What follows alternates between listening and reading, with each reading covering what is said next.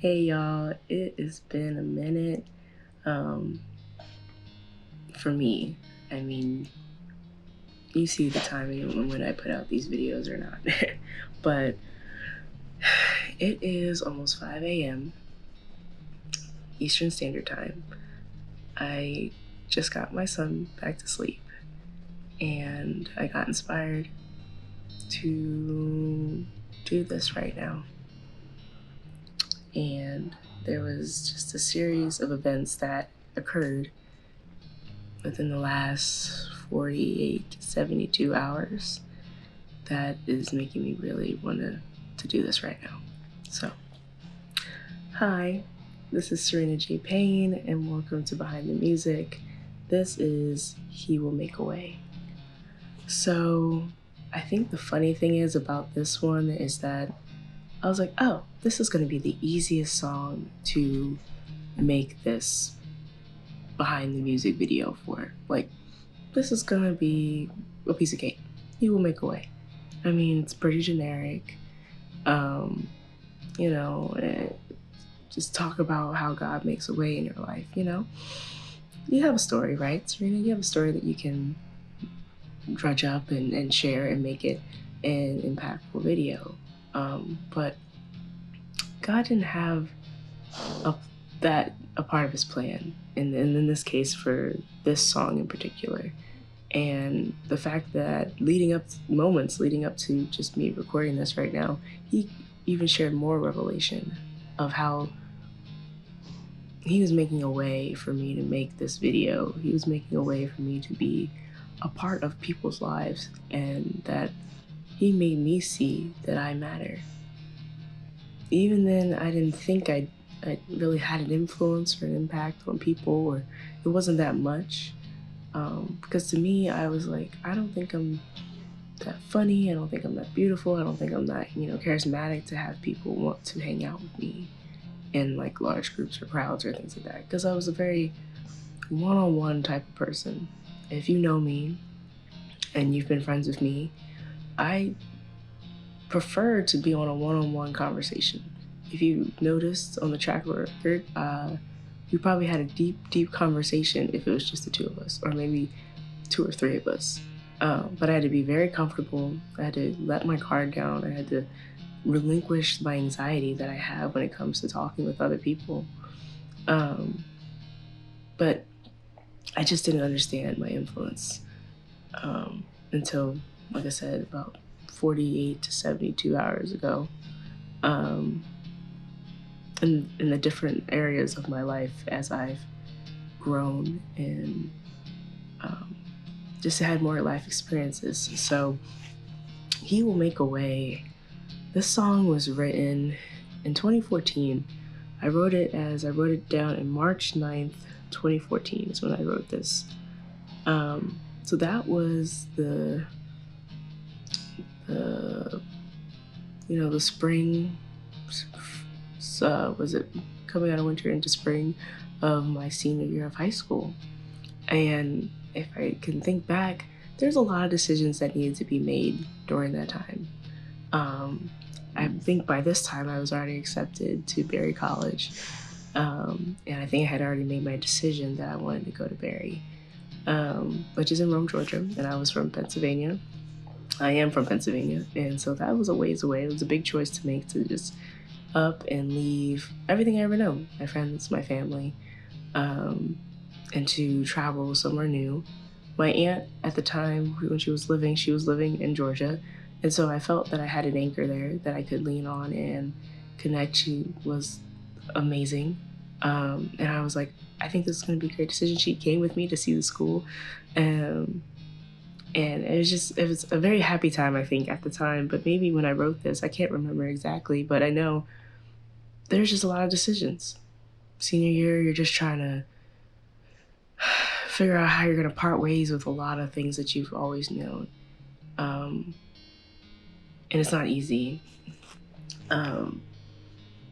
But I'm so glad that I made the decision that I made, even though at the time, I guarantee I was like, Lord, I need you to make a way right now because I don't know where I'm going. So let's get into the verses, I'm gonna break it down like I normally do. But yeah, we'll just see where it leads. So the first verse says, I know you're hurting.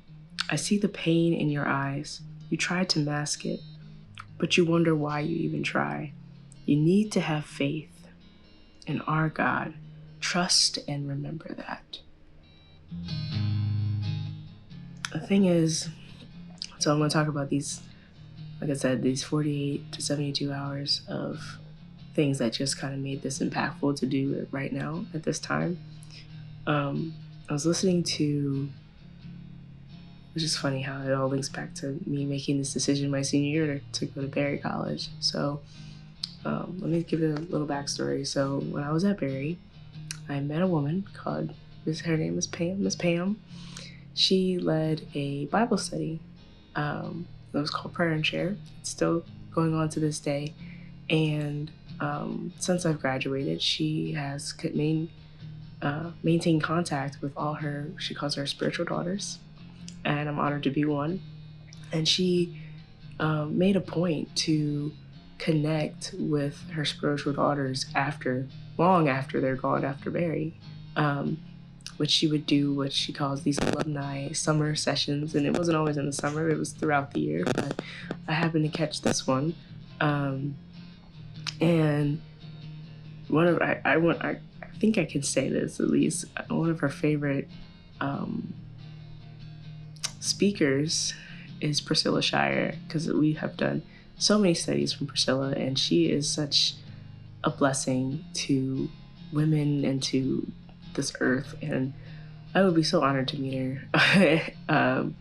But you know, I would love to just spend time talking with her because she's such an inspiration, and I know she's just an average woman just like me, just had a past and a story, and she's a wife, she's a mother. She's not that much different, but I do see God's work on her life and just the way she speaks and how she just weaves things together and tells a beautiful story in her sermons. And I'm always captivated, and I think that's definitely a God-given gift to her. Sorry, my little fangirl about Priscilla Shirer, but so we're doing this summer studies with my Prayer and Share group. I've missed several actually, of these groups, and I was like, you know what? I need it right now. I need this right now. I need to link up with you, Lord, because which I'll get to, I felt very distant from him just because I'm trying to navigate this world outside of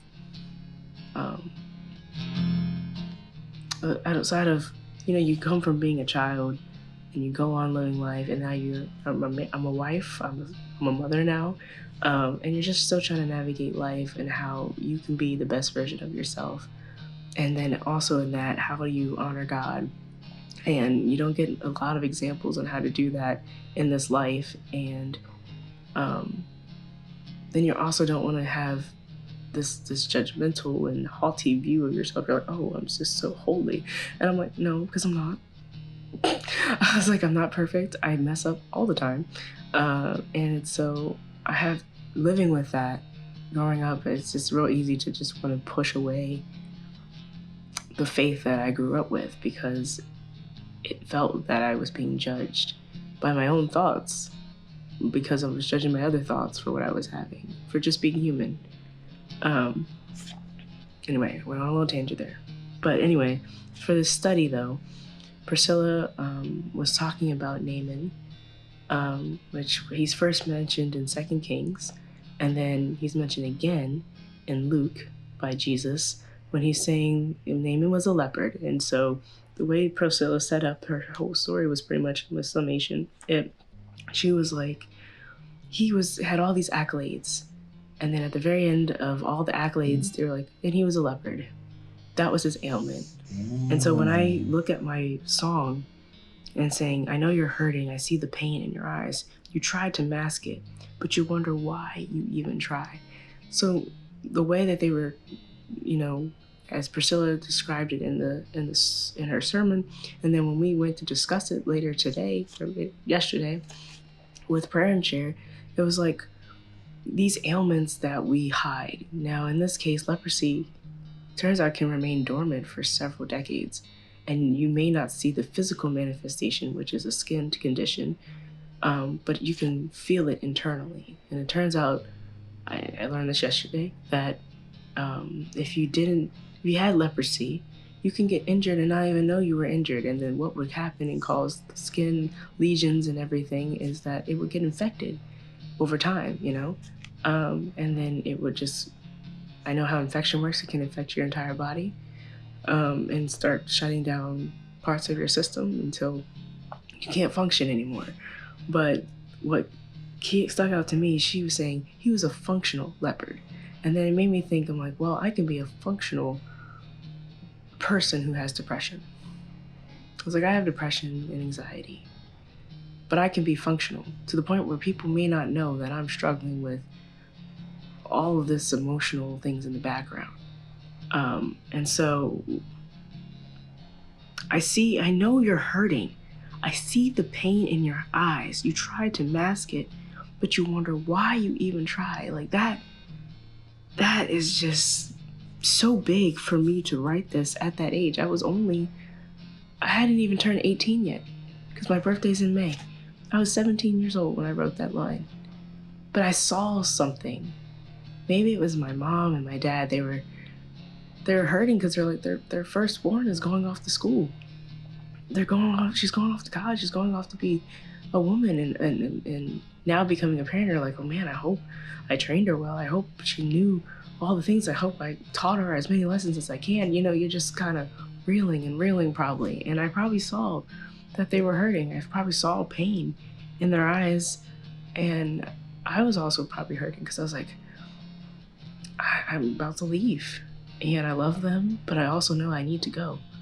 I don't need to stay here and stifle the growth that I know that I can have if I leave.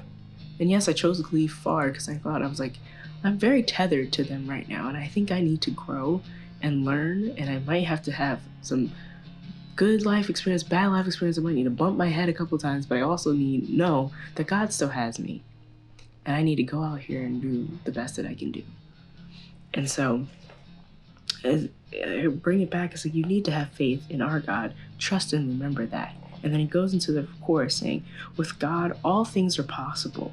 With him on our side, we are unstoppable. Nothing can get in our way. We won't be led astray because he will make a way. And that's just, it's so funny because, like I said in the beginning, I was like, I thought this was going to be one of the easiest songs to talk about. And it's actually became one of, like, it was the hardest. And I procrastinated and I procrastinated and I procrastinated. Like, it's been several months. My baby, I think when I recorded the last video, he was like just born or not even born. I can't even remember. That's how long ago it is. And he is almost 10 months. And I procrastinated. And I was just like, God, I don't know what to say about this song. Or I was just like, Lord, I'm too tired. Lord, I'm stressed. My work is busy. I'm not even in a good place with you, Lord, to even talk about this, my heart's not even right now. I can't even say that with God, all things are possible, because like I was feeling very distant from the Lord. And so I missed several prayer and share sessions. My husband and I, we were trying to figure out what's going on. Like, why are we, butting heads right now? Why are we, disconnected? And granted, there's not a lot of support necessarily out here for us young married couples that we're trying to do everything right. We're not trying to look towards outward help per se, like the world that's just kind of say, well, if it's not working, I guess you can give up on it. Not everybody believes that in the world, but a lot of times the message is like, well, if you're not working, if you're not happy, you might as well go find something that makes you happy. And it's real easy to believe that lie. And I feel that in that time where I'm still working my way back, but I was like, I let lust and just anger to just let me drift away from my husband. No infidelity happened. It's just more so just like the thoughts can be very, very convincing and deceiving, that it gives you the illusion that everything is okay until one moment it's not. And then you realize, oh, we've changed. I was like, we've changed in the way that we speak with another. We changed in the way we interact with one another. And then we, have moments of high. And so, like I said, it gives the illusion that everything is okay, but it may not be. And it took, like I said, these last 48 hours to kind of really show, one, my impact in this life, and two, my influence and my impact on my family, and three, and how important those things are to me, my family, and how I love being a wife and a mother. I do. I chose this. I chose this at a young age. I got married at 23, and I have a son, and I'm 27 now. And so I don't regret my choices, even though people were concerned.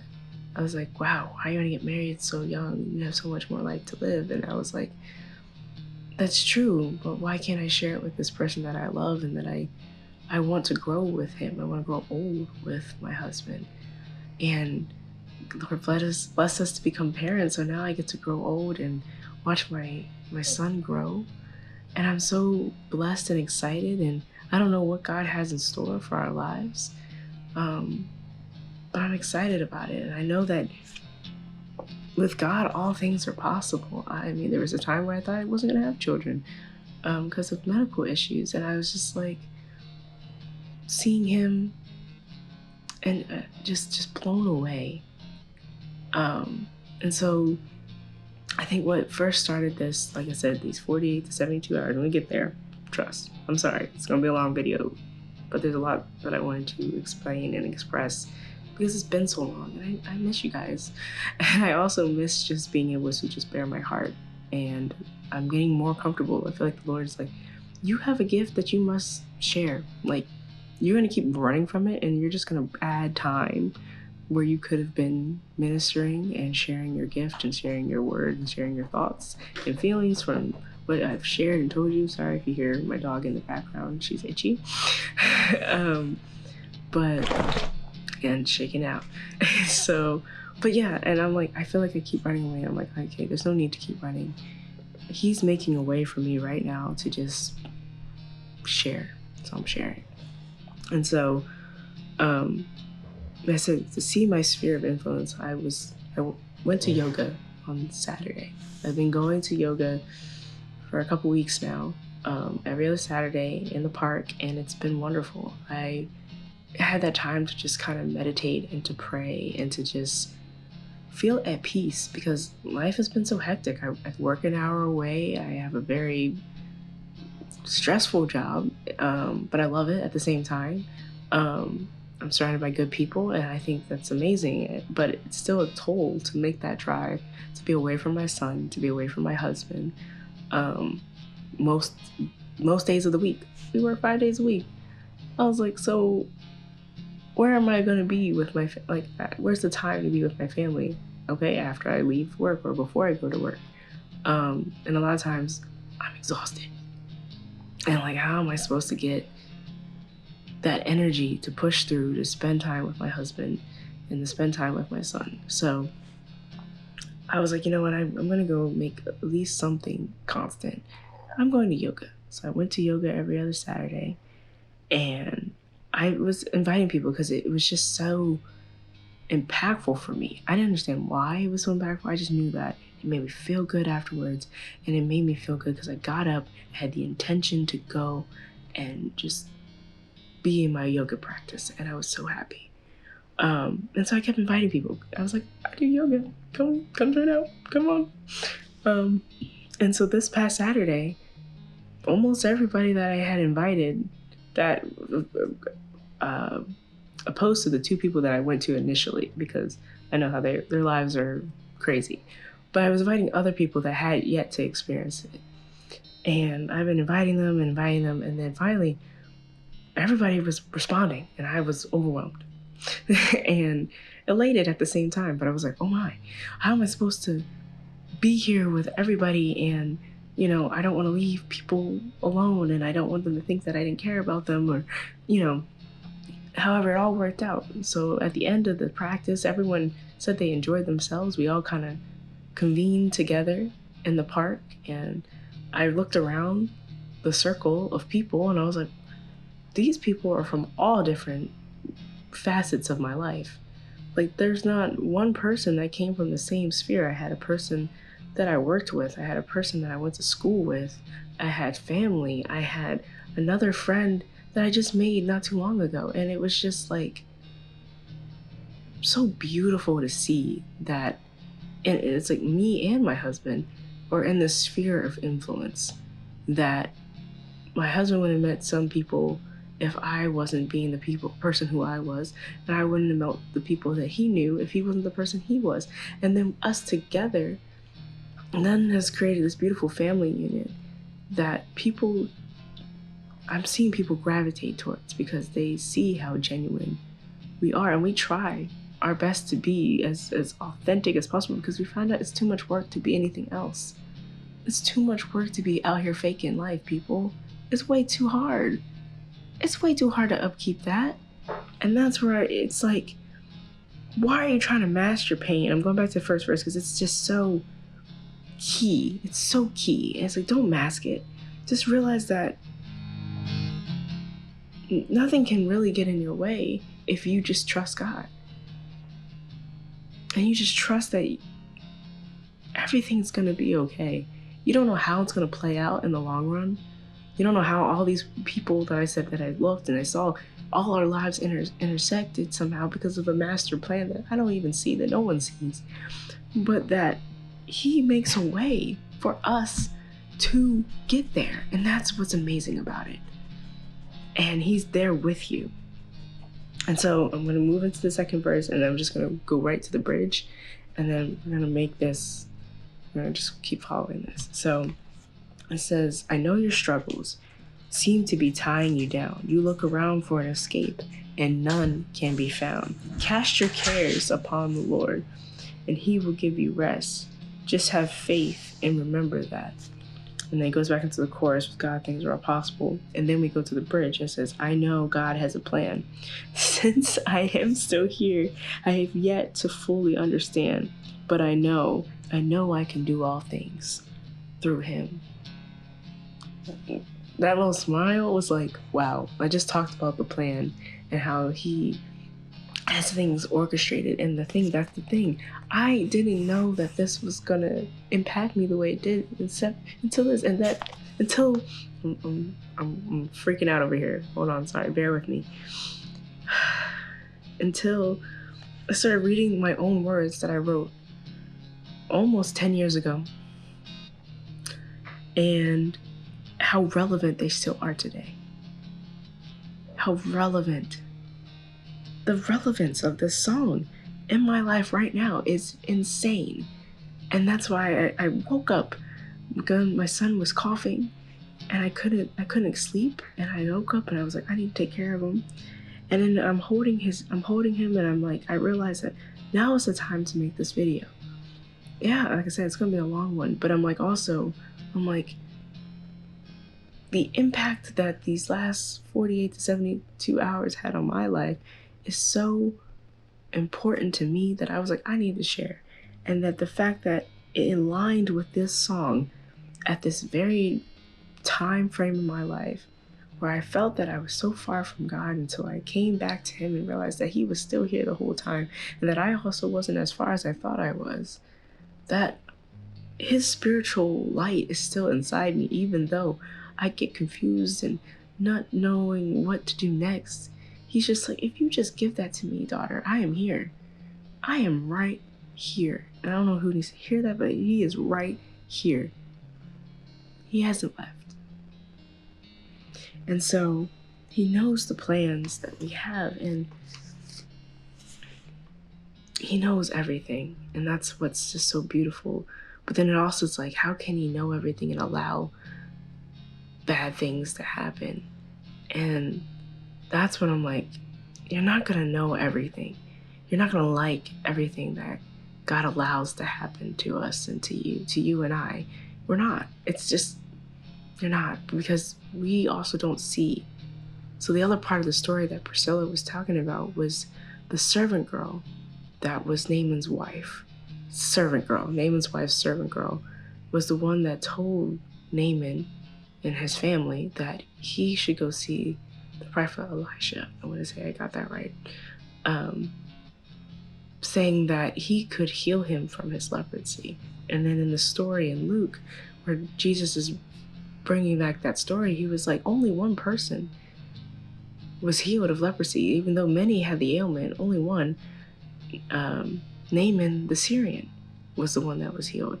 And so that's then the other half of that story is like, you may not know what God has thrown into your life. You may not know the twists and turns that are going to come.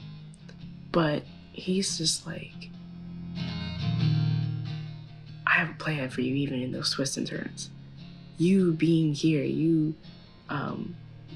me, Serena, being here in Ellenwood, Georgia,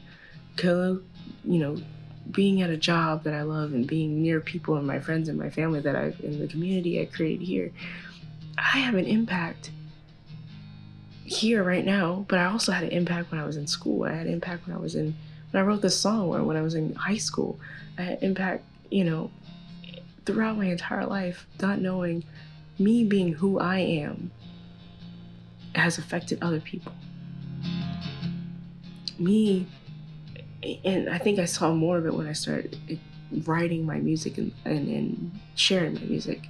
I was always writing, as you can see. I started over 10 years ago writing and expressing my heart through song, and out of fear and not feeling confident in who God made me to be, I was like, I can't share this.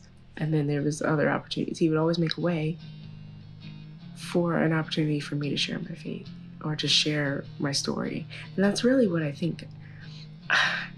You can use all these, some people say Christianese, and I'm guilty of it because I grew up in the church. So that's kind of the language that my family spoke. And, but honestly, what I realized and how I connected with all these people, they have different walks of life than I have. Not all of them were people of faith that I know of. But it's like, I just treated them with love and kindness. And I was honest. And I think that's honestly kind of how Jesus walked life. He was just honest with what he believed, honest with what he thought, but he was also just kind and caring and gracious and compassionate to those who may not have thought the same way as him. But he also didn't ostracize them. He also didn't make them feel less than.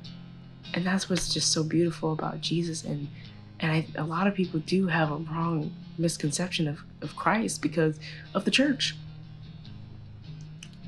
And that's the worst part of it all, because we have pushed people away. And I even was pushed away because I was like, I don't even want to deal with this anymore, because I feel so much judgment. I know my thoughts aren't the greatest. I was like, I know I'm not doing everything I should be. And I just felt just pushed to the wayside. I'm like, I just don't feel like I fit anymore. And so I'm like, Lord, I want you in my life. And so I was like, and I want my marriage to be thriving, and I want my family to be healthy and whole. And I was like, I want all these things, God. And I'm like, so how do I get these things and not feel like I have to run away from you at the same time?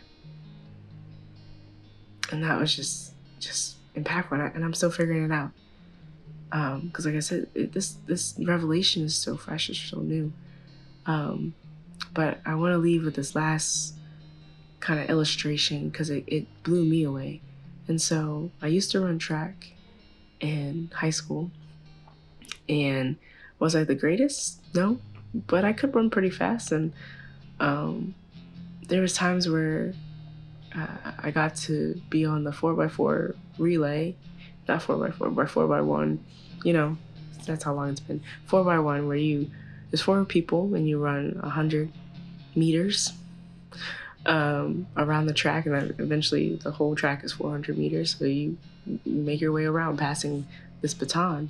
And this song is the last song on my EP. I didn't realize how strategic it was and how grounding this song was, but turns out the last person on that 4-person relay is called the anchor. And the reason why they're called the anchor is because normally you have your fastest person, one of your fastest people start out the race. Your person in the middle and your 2 people in the middle are pretty fast, and they're supposed to, keep that lead if they caught it, or help maintain the lead. But then that anchor is that last person. They're normally the person that has those boosters in the back, and they take off, and they're either supposed to, again, maintain that lead and thrive to the finish to take the team to victory, or they're supposed to help catch up. And they're supposed to just, in a sense, anchor the team down in order to just make it a full circle on that track and win the race. And there was one point in time where I was, someone in the middle, and there was also got a chance to be the anchor for one of the races. And this song, He Will Make a Way, is the anchor for the Faith EP. It directly talks about having faith in God. And I didn't realize that until this morning when I was trying to put my son back to sleep. And so I hadn't done this in any other videos, but I'm just going to pray. And I don't know who it needs to touch, but I'm just going to do it. So here we go. So Lord, thank you for coming to me this early morning. I definitely wanted to just sleep and stay in, but you were like, no, I have something for you. I have something on your heart that you should share, that you can't sleep on this. And so Lord, I pray that those who are out there that are listening, that may see this video, that may not see this, I don't know who in this sphere will see this, but Lord, I just pray that you just cover them. And that's in the world, we're so confused and we don't know what's right. We don't even know if we want to continue following you, God, because it's just sometimes just so hard, and we felt so hurt, and we felt so ostracized, and we felt just so judged that we feel that we shouldn't be with you, that we don't feel worthy to be with you. But Lord, I know you say we are worthy. We are worthy of your love and your time and your affection, and that you're not trying to judge us per se, but you're just trying to love us. And that the judgment that comes from other people could be just them not handling and receiving the love that you have for them, but they just decided to project it out negatively. So Lord, I want to project love positively. Project love positively, Lord. Your love pouring out in the relationships. And that's what I think people have seen and have gravitated towards, because I just want to show love. I'm not perfect. No one is, but God, I just pray that we are able to just show your love and to share your love with others. In Jesus' name, amen. Thank you guys for joining me. I told you this one was a long one, but I'm just so thankful that you guys tuned in. So I'll see y'all later.